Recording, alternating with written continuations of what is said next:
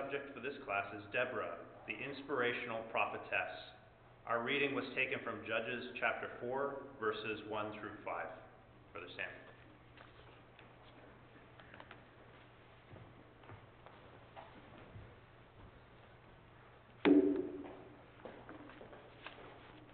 Thanks and good afternoon, brothers and sisters in the Lord Jesus Christ and young people. It's lovely to be able to be here and to share this lovely cold weather with you. I left New Zealand at 32 degrees and have come here to be able to enjoy the minus 20. So thanks for the warm welcome.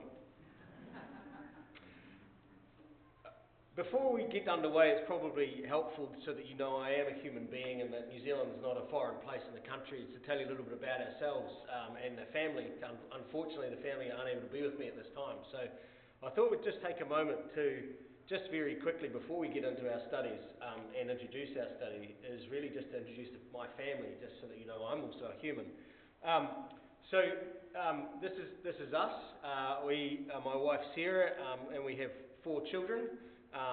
Logan, who's 15, the twins Isla and Evie, who are 13, and Lockie, who's the youngest chip off the old block, who's 8, trying to keep up with the 15-year-olds. But we live on 11 acres in North Canterbury, which is halfway down the South Island of New Zealand on the east coast, and we love our environment down there, and obviously have animals, motorbikes, and rural lifestyle living, which we enjoy. Many of you may know my parents, Brother Dave and Sister Carolyn Bailey, who wish to be remembered to each and every one of you here. They were here with you a couple of years back, or for most of the school, I think, eventually, but wanted to just be remembered to you and to send their love. My wife, Sister Sarah, her parents, Brother Graham and Sister Ruth, I know some of you have had some dealings with them with the Sunday School Association over the years, and so that's sort of where we come from. Of course, we come from Christchurch North Ecclesia. We have a Sunday school, a combined Christchurch Sunday School, with about 94 kids and about 30-odd early teens in our Sunday school. Our Ecclesia's got about 95 baptised brothers and sisters at Christchurch North. We have a CYC, or a youth group, of about 40, mid-40s, and growing by about 8 or 9 every year. So she's getting bigger and bigger, which is a beautiful blessing to have, and a remarkable blessing for us as an Ecclesia. A vibrant Sunday school and a vibrant youth group makes for a vibrant Ecclesia. We love tripping away. I'm told that the places that we travel and visit are very similar to Canada, and I've had the luxury of a little bit of a tour around, although we haven't seen too much. But we have the beautiful lakes, the high mountains, and so we've got an old retro caravan that we sneak around New Zealand in and enjoy our time around campfires, which I think sound very similar to a lot of the things that you might get up to in Canada. Of course, nothing to say that it requires a good fish first in order to catch, so we get to get out amongst it and enjoy catching Pala natives, and we do that with 4-wheel drives and go all over the South Island visiting. So make sure if you ever have the opportunity and the wish to come to New Zealand, you've got some amazing scenery and hopefully even better brothers and sisters to enjoy the company with, and we encourage you to come across and see us and look us up. So there's a little bit about us and our family, and just Sister Sarah wanted to be remembered to you and to pass on her love.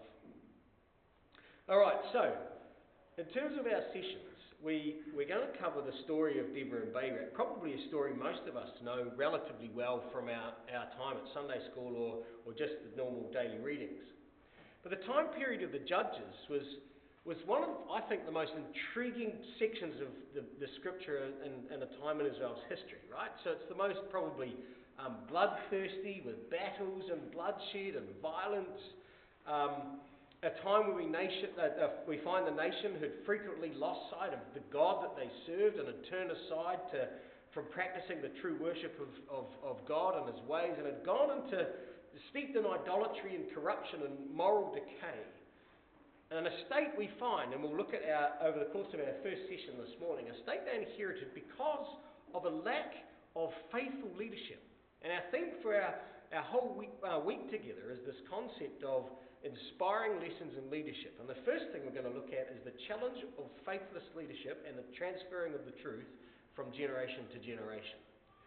And this generation, during the time of Deborah and Barak, they inherited this process because Their parents had somehow failed to transfer the importance of the truth to them, and they had somehow failed to pick it up for themselves. And it's a state we'll find was because a state they found themselves in because they failed to utterly remove the nations from around them from before them when they received their inheritance. We'll have a look at that in our class this afternoon. And the book of Judges is a documented narrative of a time in the nation's history which depicts faithlessness, idolatry and corruption, and yet, brothers and sisters and young people, scattered through those times of the darkest days of Israel's history are characters of immense faith, remarkable bravery, incredible spiritual perception that God uses to inspire, to encourage, and to revitalize the remnant of his people to continue to keep his purpose alive throughout time. And so it's these examples that we want to explore as we unpack the story of Deborah, Barak, and Jael to gain these incredible and hopefully powerful insights into what leadership is required in our ecclesias and in daily life to encourage us to as we try to seize our inheritance and cast our enemies to one side so that we can be a chance to be part of God's kingdom. So, where do we get to when we start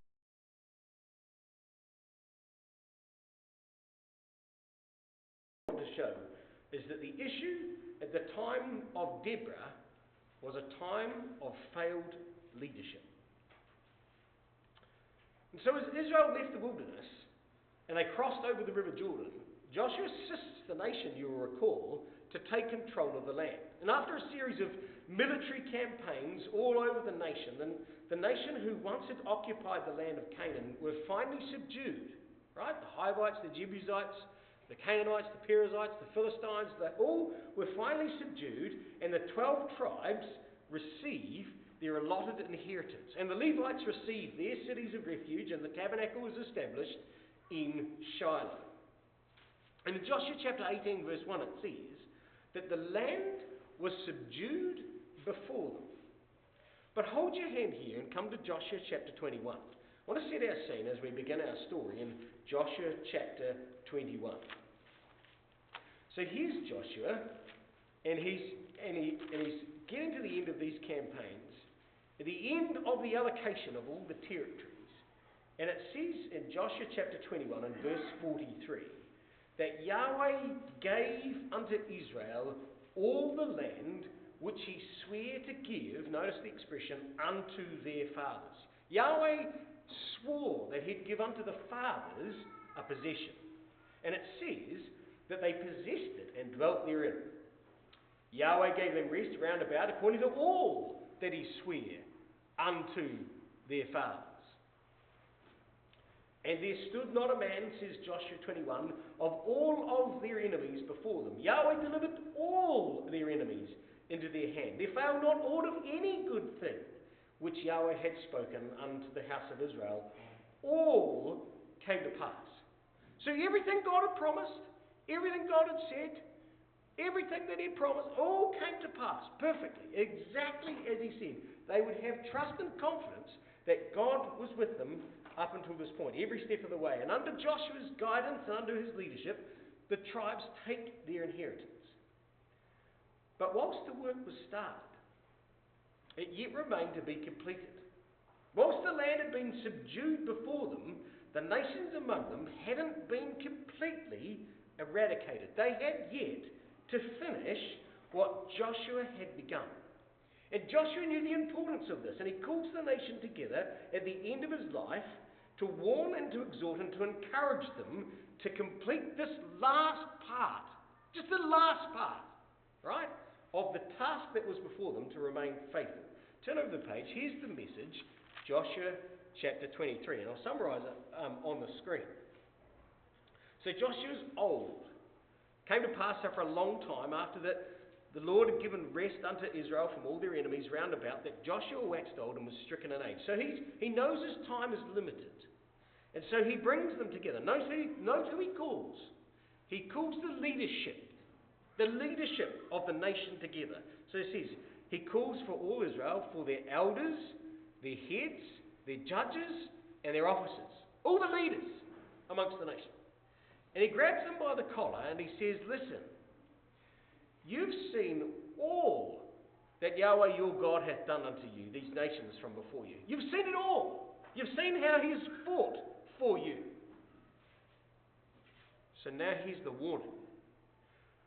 Behold, I have divided unto you by lot these nations that remain, to be an inheritance for your tribes, for Jordan, with all the nations that I have cut off, even the great sea. And Yahweh your God, he shall expel them from before you, and drive them out of your sight, and ye shall possess their land, as Yahweh your God hath promised you. Be ye therefore very courageous, he says, to keep and to do all that's written in the book of the law of Moses, that ye turn not aside from the left hand or to the right hand or to the left, and that you don't come among those nations that remain among you. So if you've got a colouring in pencil, you colour those expressions. The nations that remain, verse 4. The nations that remain among you, verse 7. Else and anywise, verse 12. Go back and cleave unto the remnant of the nations, even those that remain among you. You see, they had a job to do. And their job was to finish what Joshua had established in the military campaigns. And Joshua's message was very simple. Remove them, or be removed yourself. The warning is, if you mix with the nations that remain, and you end up loving their gods and serving them, they're going to become snares to you. But cleave unto Yahweh your God, as ye have done this day. And nation that God has driven them out, and he will continue to do so. No one will ever stand before you, says verse 9. One of you will chase 1,000. For God's shown you that he's fought with you, and he's going to do it even again as he's promised you. Take good heed, says verse 11, that ye love Yahweh your God. Else if ye do in any wise go back and cleave unto the remnant of these nations, even those that remain among you, and shall make marriages with them, and go in unto them, and they unto you. Know for a surety, says Joshua, that Yahweh your God will in no more drive out any of these nations from before you, but they shall become snares and traps in your eyes and in your sides, and you will perish from off this good land which Yahweh your God hath given you. God's given you an inheritance, but you will forfeit that. And instead of him supporting you to wipe out those that remain, you yourselves will be destroyed, categorically. Remove or be removed. The message was very clear, wasn't it? And so Joshua dies. And the leadership around him, one by one, pass off the scene. And the nations begin to finish and do exactly what Joshua had instructed. Come with me now to Judges chapter 1. And here they begin. Here's the story of Joshua after Joshua dies. Verse 1 of Judges. Now after the death of Joshua, it came to pass that the children of Israel asked Yahweh, saying, who shall go up for us against the Canaanites first to fight against them? So Judah begins the process of eradicating the people amongst their territory. And Judah takes Simeon with him in the story of Judges 1, and after seeking God's blessing, they start out with gusto to do exactly as Joshua said. And all of a sudden, if you whip through the story, verses 4 to 7, the Canaanites are conquered and destroyed in Jerusalem. Verses 8 to 15, the Canaanites are overcome and destroyed in Hebron. In verse 17, the Canaanites are wiped out and destroyed in Hormah. In verse 18, the Canaanites are annihilated and destroyed in Gaza and Ashkelon and Ekron. They're destroyed in Philistia. And Judah begins their military conquest of subduing those that remain with gusto until we come over the page to Judges chapter 1 and verse 19.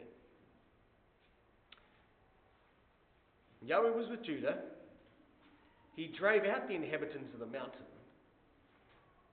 But, and here's the change that's going to now set a pattern for the rest of Judges chapter 1. But they could not drive out the inhabitants of the valley because they had chariots of iron. So Judah shot off to a flying start, drove out all their inhabitants. They got through the mountains, they come down to the valleys, and their entire campaign comes to a grinding halt with these little milli tanks. Chariots of iron. They couldn't wipe them out because of their chariots of iron. And Judah was absolutely enthusiastic about the commencement of the work and their inheritance. They started with zeal and passion, supported by their brothers and sisters in the tribe of Simeon, probably more their brethren, just quietly. However, their work encounters obstacles and challenges when they come face to face with these chariots of iron. And all of a sudden, their faith and trust in God was tested, and it melted. And look, brothers and sisters, young people, we could easily forgive Judah. I mean, let's be honest. As we said to the teens this morning, it was like they took a pistol to a tank. They were fighting the nations with just a pistol when they were facing a tank rolling at them. In contrast, but they had Yahweh on their side. If they only trusted that God would be with them, they would be fine. And God had said, Joshua had warned the nation, with God's support in Judges chapter 17, that they would face these chariots. Come with me to Joshua chapter 17. Look what it says. Joshua had already warned the nation. Joshua 17. They would face these tanks, these chariots. Joshua chapter 17. Look at what he says. Verse 16. The children of Joseph in Joshua 17 says, "The hill is not enough for us. All the Canaanites that dwell in the land of the valley have chariots of iron. Both they of Bethshan and the towns and those that are in the valley of Jezreel." And Joshua turns to them and says to the house of Joseph, even to Ephraim and to Manasseh, "Hey, you're a great people. You've got great power. Thou shalt not have one lot only, but the mountain shall be thine, for it is wood, and thou shalt go and cut it down, and the outgoings of it shall be thine. For, says Joshua, thou shalt drive out the Canaanites, though they have iron chariots, and though they be strong." Joshua had already warned the nation that they would encounter these things. They just had to trust in God. And so, you just have to get cracking, says Joshua. Trust in God and you'll be fine. However, Judah got to this point in their military campaign, and their faith fails because they see these chariots of iron.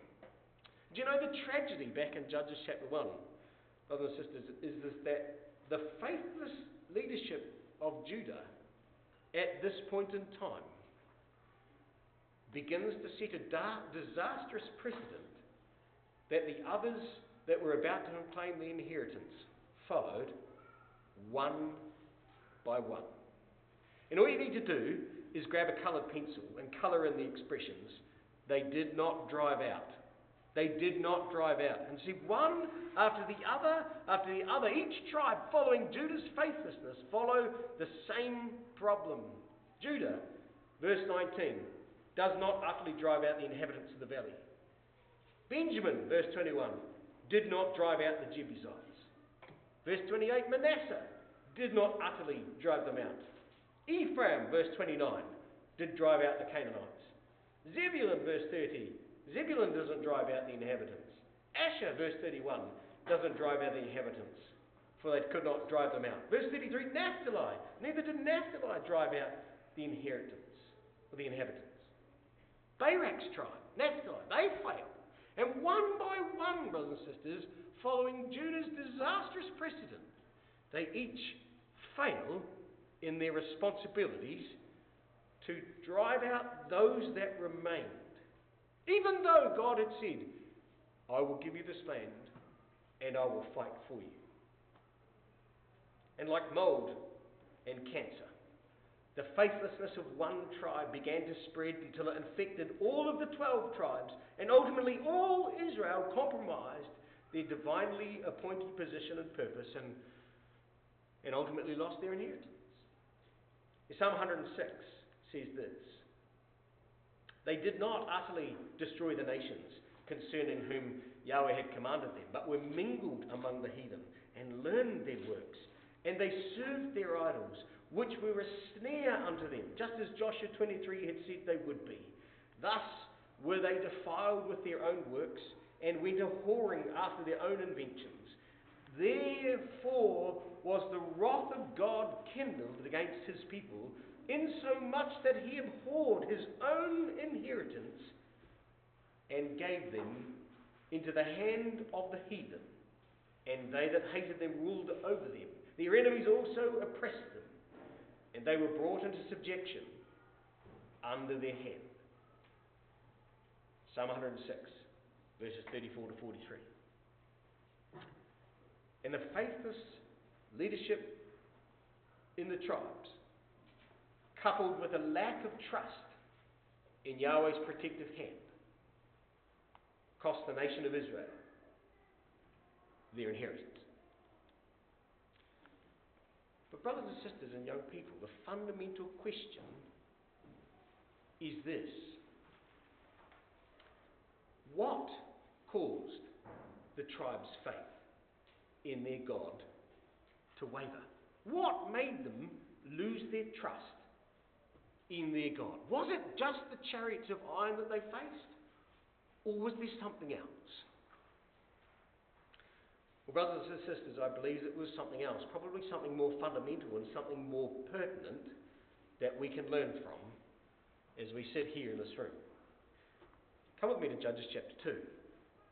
Here's what happened in the story. And Judges records for us the problem that occurred. Verse 6.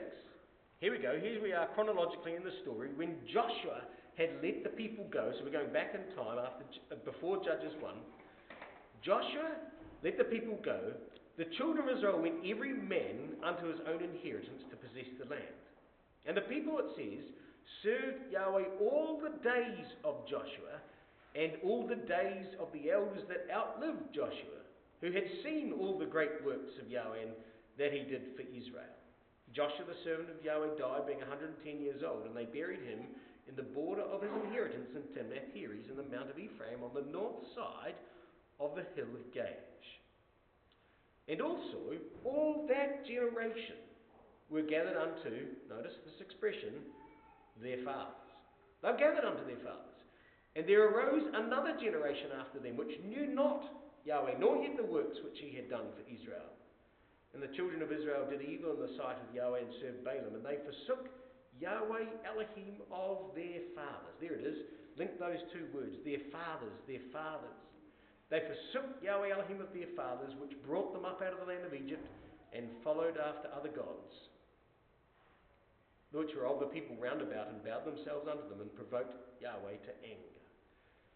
What caused their faith to fail, brothers and sisters, young people? Well, I think the answer is this: that the parents failed to transfer and inspire the next generation, who failed to pick up the mantle of the responsibilities that they ought to. The parents failed to transfer the truth to the next generation, and the children failed to personalize it for themselves. You see, these children were growing up in an environment they'd never seen the wonders that God had performed in Egypt and in the wilderness and in the campaigns. They hadn't seen that.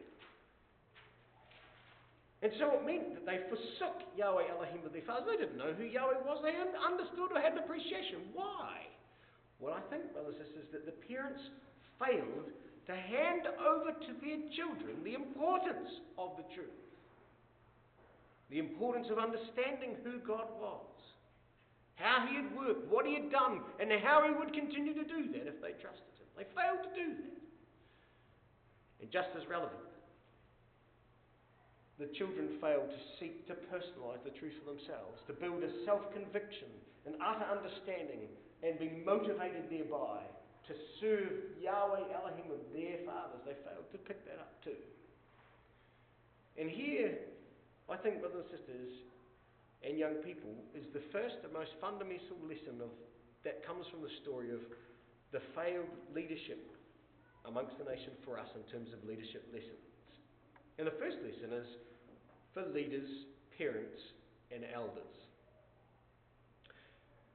You see, many of us, as older brothers and sisters, have grown up or been in the truth for many times, in fact, many generations for some of us. And we've all experienced many things in our life, experienced trials, have seen the hand of God in our lives, and we understand how God is working and has worked with many of our forefathers and with us. So, brothers and sisters, it's imperative now that we invest in the future generation to show them and to give them that appreciation and understanding. It's our role, it's our duty, it's our responsibility as leaders in our families and in our ecclesias to ensure that our lifelong passion and zeal is transferred to the next generation, allowing them room to grow, allowing them time to develop, realising that God is working with them too as they begin on their journey, even though some of them might be only just starting out. We're going to make the space for them to grow and to develop and to learn and to make mistakes. It's a process and a journey that takes time. It takes patience. It takes diligence. It takes effort to train the next generation who need to be encouraged and cherished, to show them the God that we know already and understand. Because if we don't, they'll never appreciate the God of grace that we've come to see and come to understand. And then as older brothers and sisters, it's quite easy for us to be upset. It's quite easy for us to become resentful, perhaps impatient, maybe bitter about the way in which young people don't seem to be understanding things. But we've got to motivate them, gently guiding and encouraging and stimulating them, allowing them space to grow and to give them responsibilities that they might learn the truth and personalise it for themselves. That role, brothers and sisters, isn't optional. It's our duty and responsibility to hand over the mantle of responsibility to the next generation, because the truth depends on it as we trust that God will work in their life. But just as there's lessons for older brothers and sisters, there's lessons for younger ones too. The lessons for the next generation is this: that is our responsibility, and I'll put myself in this category, it's our responsibility as young people to actually look to the wisdom, the experience and the guidance of those brothers and sisters who have gone before us, to understand what they've borne and how they've developed and how they've worked in the truth and what challenges and battles they might have fought, instead of trying to always look for new things. We need to understand the God that they know. We need to take time. You see, many of these older brothers and sisters have walked most of their life in the truth and bear the scars and experiences of trials, both won and lost, but have worked with others through the issues of life, and therefore have built a deep appreciation of the love and the power and the providence of God that works not just in their lives, but in all of the brothers and sisters that they work with. And so as young people, it's our duty, it's our responsibility to listen, to respect the thoughts and experiences of them.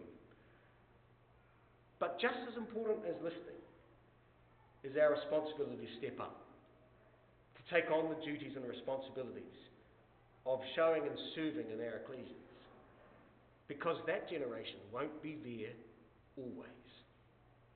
They too will pass on if Christ remains away. And it won't be long. I remember being 20. It was only last week.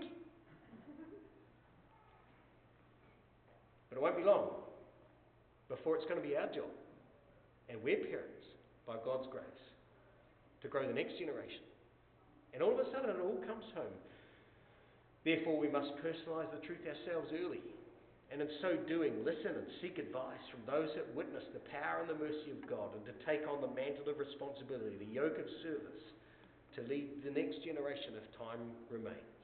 And thus, as older brothers and sisters and younger brothers and sisters, by working together and by God's grace and the truth will be passed from generation to generation, that God's purpose might be fulfilled. It is a responsibility, isn't it, for each and every one of us to learn the lesson of the failure of this generation. This didn't happen at the time of the Judges. And you know that's the case because the appendices of the Judges fit in between verses 9 and 10 of Judges chapter 2 chronologically. Chapters 17 to 21 fit between Judges 2 verses 9 and 10. And look what happens. Without time of turning it up and actually working through it. In Judges 17 and 18, we have a problem of idolatry in the camp of Dan. Do you know who it was? Why, it was the grandson of Moses who causes the problem. And there arises a corruption in the doctrine and understanding of the truth in the tribe of Dan. Judges chapter 19 is going to describe immorality in the tribe of Benjamin. Do you know who caused that problem? Well, it's the grandson of Aaron. And there's a corruption of practice of the truth in chapters 19 to 21. We don't have time to turn it up, but the story encapsulates the challenge of the time, the failed transfer of the leadership process from generation to generation. And so, what happens in that leadership vacuum? Well, we know, don't we, that in leadership vacuum, every man is symbolic in Judges, and the signets of the Judges. Every man did that which was right in his own eyes. There was no king in Israel. Every man did that which was right in his own eyes. And I think, brothers and sisters, we can mistake the thinking that this expression means, that they did whatever they liked. But that's not actually entirely true. It's a little bit worse than that, and worse in this respect. The word right is the word for straight. They were trying to do what God wanted, but they weren't using the law as their guide. Deuteronomy 12 warned them about that. Don't you do after your own eyes, but you look at the law of Moses and follow. Turn not to the right hand and do not do after your own eyes. Here they were, thinking that they were trying to work out what God wanted them to do, but they weren't using the law as the mechanism which the measure to check. There's no judge helping them here. No one giving them advice. Interestingly enough, who were they supposed to turn to? Well, they were supposed to turn to a judge. The judge was supposed to be in every gate of every city, says Deuteronomy chapter 16, verse 18. The judge was sitting in every gate. Do you know, by the time we get to Deborah, there ain't any judges, there's no one. And so was no king to lead them. And the failure of the judges to speak the law, the failure of the Levites, who are only in their little areas to work through, the dilution of the truth began. Until here they stood once more, with no leader, no knowledge, and no hope. Doing what they thought was right, but completely, rapidly losing everything about the truth. And so God sells them into various enemies' hands, as he promised he would. In Judges chapter 3, and again we don't have time to turn there, we find that God sells them into the hand of Moab for 18 years under a very fat man called Eglon. He did all the pies. And he was so fat he couldn't barely move. And God raises up a deliverer, Ehud, a left-handed man, that smites him into his stomach, loses his weapon and runs off away, and finally motivates the nation to hold back and destroy all that Moab had come and possessed in the inheritance. The city of palm trees was taken under the time of Eglon, and they come and seize their inheritance back by taking out all the lusty men at the fords of Jordan and suffer not anyone to come to pass, and they destroy 10,000 men. And so God raises up a deliverer to fight it out, to begin again. And so the land, it says in Judges chapter 3 verse 30, has rest in the time of Ehud for 80 years. 80 years they had reprieve. And then there were a number of other judges who got up and they delivered Israel out of their hands. But once more the cycle begins. The transfer doesn't occur. And so it says in Judges chapter 4 and verse 1 that the children of Israel did again evil in the sight of Yahweh when Ehud was dead. You can see the cycle, can't you, brothers and sisters? Young people. Ehud dies, they fall away again. And so it says, Yahweh sold them into the hand of Jabin, king of Canaan. Once more, without Ehud's leadership, a leadership vacuum void opens up, and once more the children do evil once he was dead. Ehud had provided that secure environment through God's assistance, both military and spiritual leadership. And the people ought to have leveraged that time to consolidate on that inheritance, but they failed to do so. The gift of God goes giving, a time of peace. And through complacency and mistaken self-assurance, they start to lose their focus on Yahweh was all about. And instead of, we know at the time of Deborah, from Judges chapter 5 and verse 8, we know that they'd gone back to idols. Look what it says in Judges chapter 5 and verse 8 in Deborah's song. They chose new gods. Then there was war in the gates. Idolatry was once more a problem. They returned to idolatry and forsook Yahweh. And so God, it says, sold them into the hand of Jabin, king of Canaan. Human nature doesn't change, and neither does God's punishments.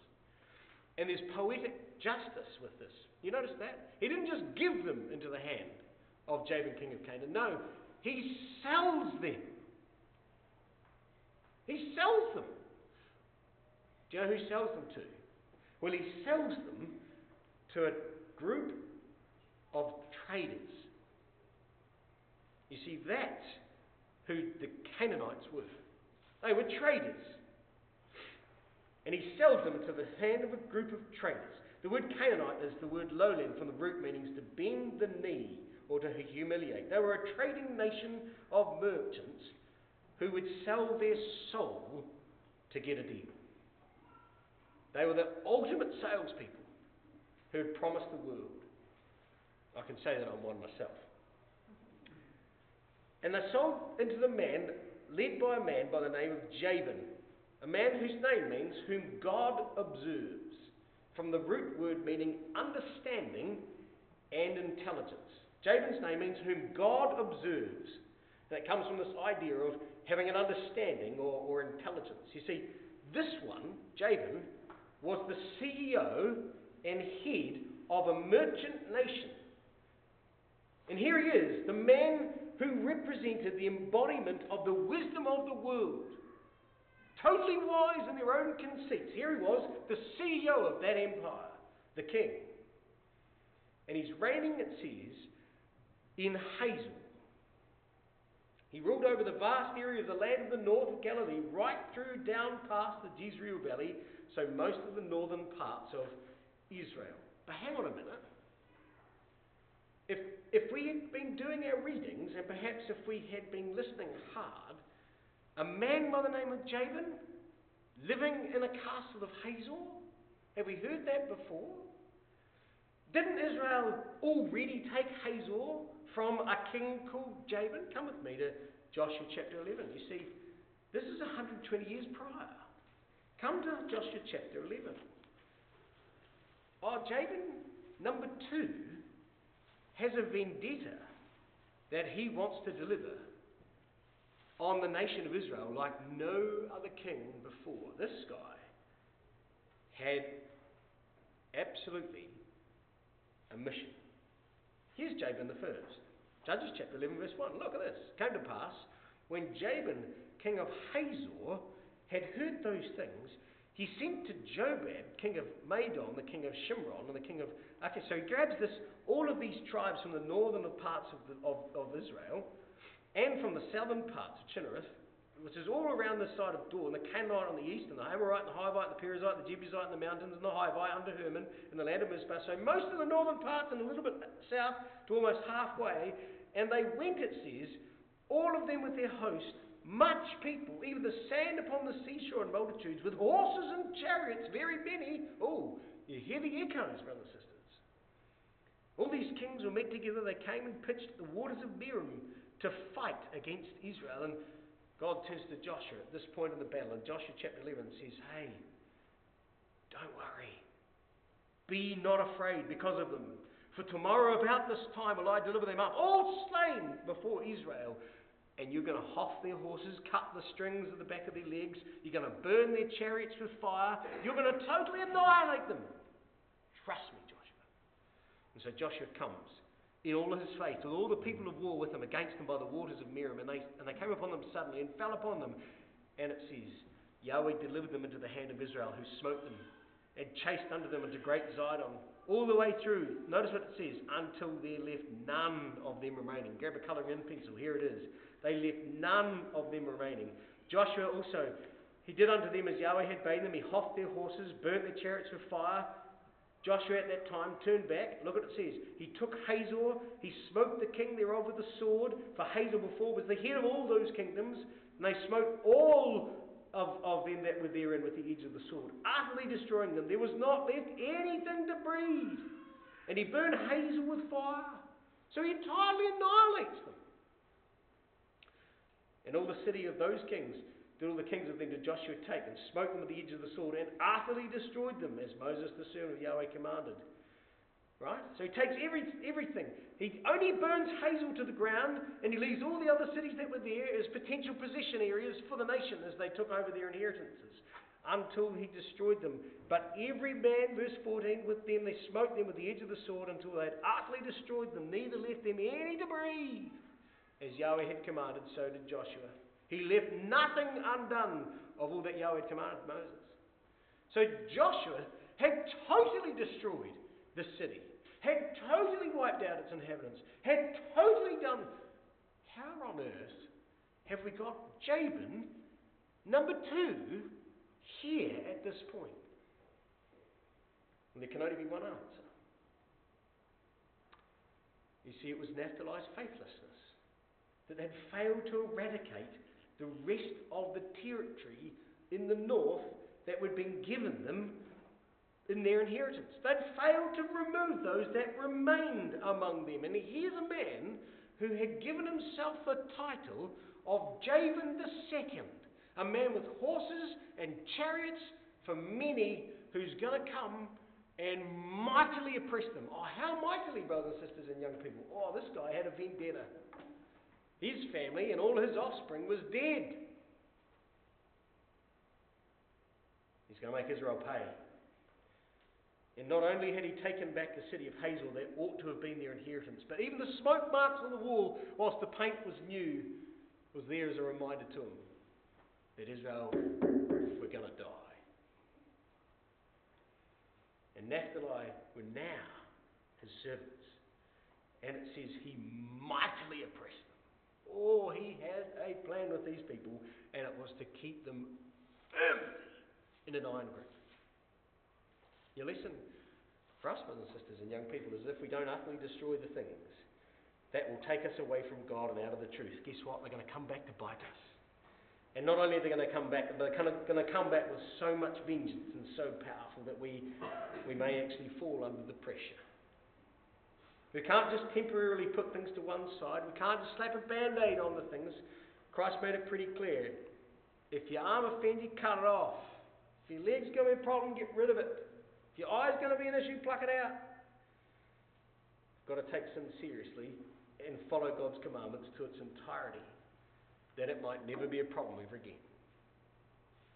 And so mighty was Jabin's military campaigns that it dominated the city. So much so that they couldn't eat. And the oppression was going to be overseen by a military general whose name was Sisera. We find by inference, by the way, that Sisera's mother, when we come to the story of Judges chapter 5, was living in the castle in Hazor, which might suggest that she was the queen of the empire. Makes sense. That Sisera had received his position not only as a military strategist and genius, but because of his mother's careful influence. Someone we know only too well, we see, looking out of a window as emblematic of Jezebel herself. But Sisera, his name means battle array. And by name, he was by character. Sisera, battle array. He was a brilliant military strategist and warrior who marshaled the largest army right across the Jezreel Valley in a public display for all to see. 900 chariots of iron were going to be paraded, plus all of the troops. He marshaled a large army, and they were all stationed primarily, and this is important, at a city called Harosheth of the Gentiles. And we're told that Jabin lived in Hazor, but Sisera dwelt at Harosheth of the Gentiles for a specific reason. And the reason is this, and we'll come across this later in the story. Maybe a workman's hammer might help bring to your attention the link. Because here in the story, the word Harosheth of the Gentiles means a city of mechanical workers. A city of panel beaters, grease monkeys, and apprentices. Sorry if you're trained to be a mechanic. But here was Harosheth of the Gentiles. Why is it called Harosheth of the Gentiles? Well, it's a city of mechanical workers that he had surrounded himself. Out of all of the nations, he'd handpicked the best of all the best of the mechanics. Might help us understand why Heber moved later in the story. But here he was, with the best. But where do you go if you have a job with iron? Well, you go to and metal. The answer is you go to the place that's got 900 chariots. So you move for employment. It's brilliant employment, especially if you're good at it. And here he was, the root word meaning the cutting and carving, the artificers of brass and iron. This was a city made up of global mechanical fitters and turners that he was going to use to marshal the best non-squeaking iron chariots in Israel's history. And these chariots of iron were going to represent and stand as a testimony of the nation's faithlessness. Because in verse 3 it says that the children of Israel cried unto Yahweh, for he had 900 chariots of iron. That those 900 chariots of iron were there, paraded before them, because of Judah's faithlessness. Their nightmare had returned. The faithlessness of their grandparents' failure was now coming with vengeance to haunt them. And for 20 years, it says, he mightily oppressed them. 20 years, he mightily, used by strength or by force. This word is only used 2 other times in the Old Testament. That's the word of complete and dominant strength and force. He mightily oppressed them. And the idea of oppression it's the word primarily used in the Old Testament to describe Israel's oppression under the Egyptian bondage and slavery. It was a mighty oppression. They were brought down as slaves. They had been sold. This was the worst oppression Israel ever faced. It was worse than Egypt. It was worse than Eglon. And it lasted for 20 years. How bad was that oppression, brothers and sisters? Well, Judges chapter 5 verse 6 says that in the days of Shamgar, in the days of Anep, in the days of Jael, the oppression was so bad, it says, that the highways were unoccupied and the travellers walked by goat tracks or by crooked paths, by byways. The 407 to Midland was empty. In fact, it wasn't empty. It was covered with tanks moving backwards and forwards. And no one else in their SUV was going to drive up that road because the tanks were there. Instead, they backpacked on foot through the back channels. The highways were unoccupied. The travellers walked through the byways. The people were still too scared to travel between the cities. The highways, the main arteries for trade, for food, had ceased. Means it literally had come to an end. Anyone wanting to get around had to travel via the twisty, gnarly goat tracks of the back country. And the point was, brothers and sisters, no one moved around. Food was scarce. It's like COVID had returned. You couldn't travel. Trade was non-existent. The noose of Sisera and Jabin had grown tighter and tighter. Each year, squeezed. Mightily oppressed them. And it sank Israel into complete and utter depression. You know, brothers and sisters, I wanted to take this time to get to this point in the story because it's at this time and into this scene, in this context of utter misery, oppression, and depression, we're introduced to a remarkable woman who was going to give sweet counsel, a bee who's going to produce the honey that the nation would feed on. Here we're introduced to Deborah the prophetess. Her name means a bee. And one might suggest, well, it could be because she was busy and all that she did, but actually the idea of the word for bee is more used in its reference to its systematic insects. instincts. Insect as well, I suppose, but it's systematic in its instincts and in its processes. The word for bee comes from the root meaning to arrange. And when you look in the beehive, it is beautifully arranged. I've had a bit to do with bees in my time. They're remarkable creatures. Time for a conversation about that at a different time. But they're remarkable. But they arrange everything with perfection. So when they dry honey in the honeycomb, it's conditioned to a perfect moisture level. And if you take the honey too early, it ferments in your tanks. And if you take it too late, it just crystallises. But they cap it, and it's moisture managed perfectly. They've got everything to precision. They deal with infection. They deal with issues associated with intrusion. They're amazing creatures. Here she was, Deborah the bee. And one could refer to all her diligence. But the point was it was her words of counsel carefully arranged that were going to be what Israel was coming to hear. The record wants us to focus not on just her diligence, but the order and arrangement of her counsel and advice. She was called Deborah, a prophetess. The idea of the prophetess, telling of the future and explaining God's words, to speak God's mind and to expound God's message. Deuteronomy chapter 18, verses 18 to 19 and 20 and 21 and 22. That's what a prophetess would do. It'd speak God's mind. Deuteronomy 18 to 22.